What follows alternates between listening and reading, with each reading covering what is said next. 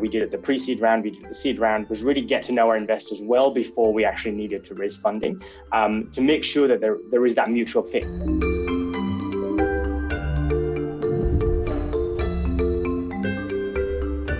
Welcome everyone to UpTech Report, now into our founder's journey, here with Jorge Torres, based in San Francisco, and Adam Carrigan, based in the UK, co-founders of MindsDB.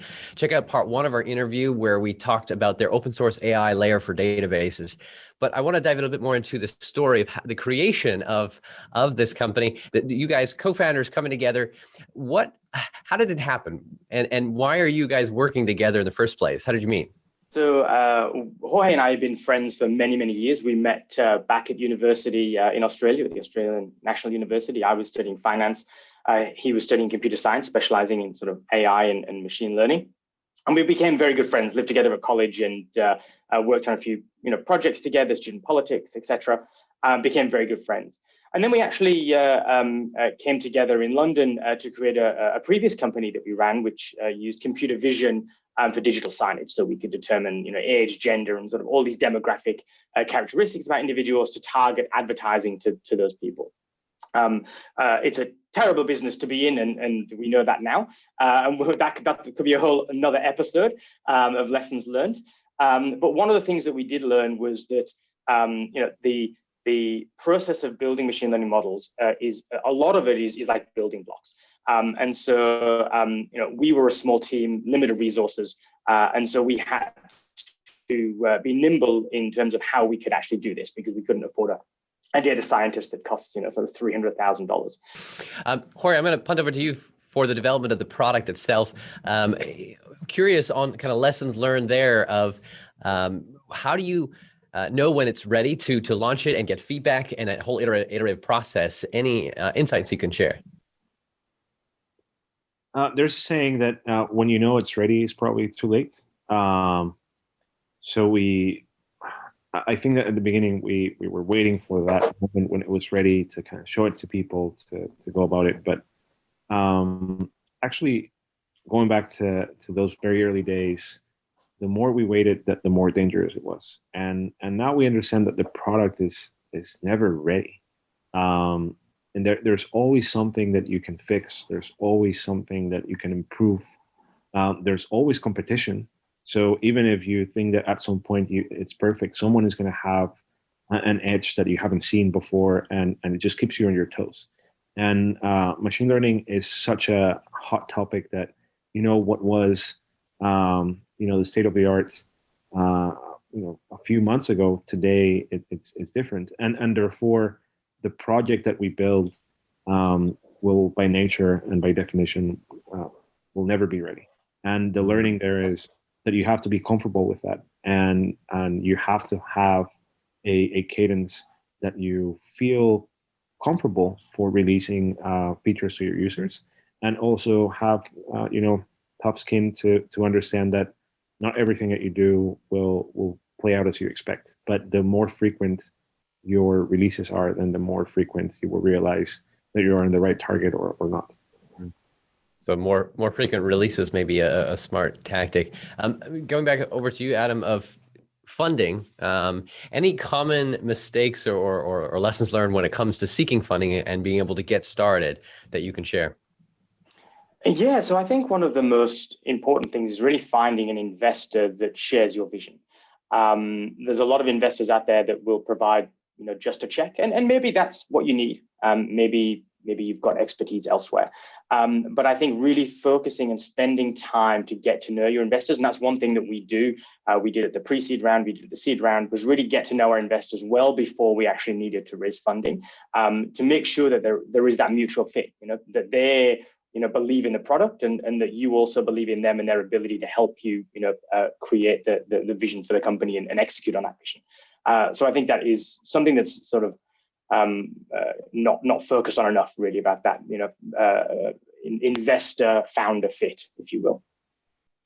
Jorge, for once you get the funding, actually building the right team to make this happen, there's a lot of lessons learned when it comes to hiring the right people and building that right culture and being able to move forward. First off, actually, how big is the team today?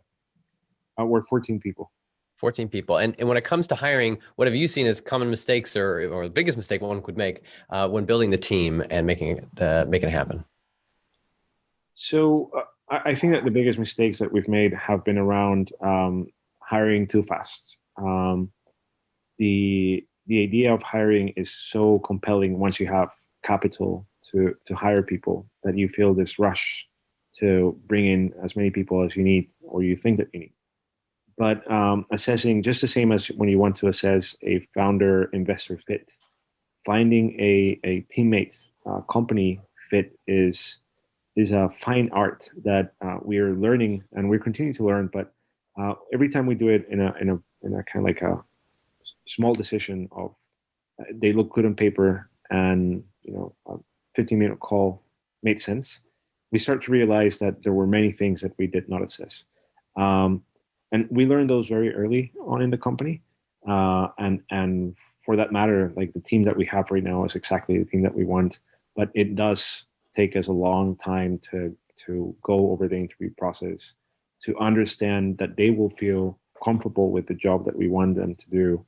And probably the best lesson that we had is twofold. The first one is that they join initially for 3 months where there's like a mutual assessment for a fit. And it's more like a longer interview time where we both understand if this is going to work in the long term.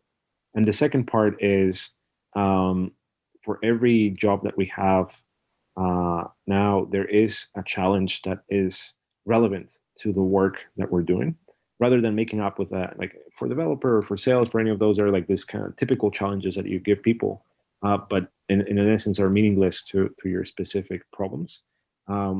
We've learned a lot from just giving them a task that we're actually trying to solve ourselves and see how they go about it. And the people that do well in those are the ones that we bring in for like a 3-month initial engagement. And then if that goes well, then we can move into like a more permanent one. And really that has changed dramatically how we've formed the team since our first hires. Adam, in this world of being able to create an open source and then offer to enterprise, that's where the actual business models around, any insights there for others who are thinking of a similar model with their business?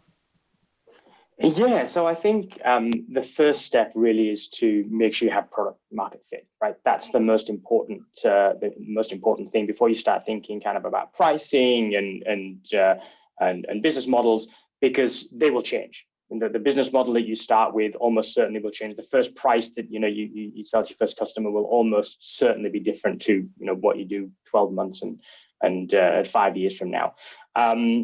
So I think really that is probably the most important thing, that be flexible. You've got to have a plan, but you've also got to be able to adjust that plan, because when it comes to startups, every day is different, and you're probably going in many different directions within the same week. So I think that's probably the most important thing to focus on.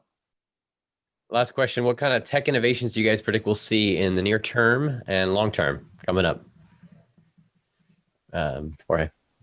Yeah, I think that people that are dealing with genomic data are going to see a lot of innovation throughout. The cost of having whole genome sequencing information has gone from like $1 billion to a few $100. Like now, I think you can get it for less than $100. So all the innovation around that will be overwhelming. And I guess longer term, surely is going to be that kind of like intersection of this quantum computing and machine learning, which there are companies that already are drilling into this for drug discovery and very complex machine learning problems, as well as kind of computational problems. But that intersection will continue to unfold the most fascinating solutions to problems that are still, uncrackable. And I think, a bit biased here because of the industry we're in, but really I think automated machine learning is going to be something much more over the coming years, and we hope to be and plan to be a big part of that. We don't plan to kind of replace humans. It's all about sort of augmented their decision making, and sort of in the medium to longer term, what becomes really important is explainability. And that's something that MindsDB does very well. There's always room for improvement in sort of 5-10 years time. So the level of explainability that you'll be able to get from these previous sort of black box models is going to be sort of amazing. Well, thank you so much, Adam and Jorge, for sharing both your insights over the last couple of years and even before that. I know there's always something being able to learn, and for what you guys are doing at MindsDB. For those who want to learn more, definitely check it out at mindsdb.com. Also on GitHub, you can be able to download their solution.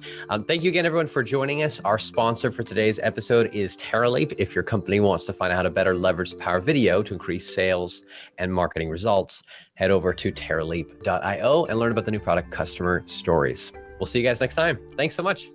Have you seen a company using AI, machine learning, or other technology to transform the way we live, work, and do business? Go to uptechreport.com and let us know.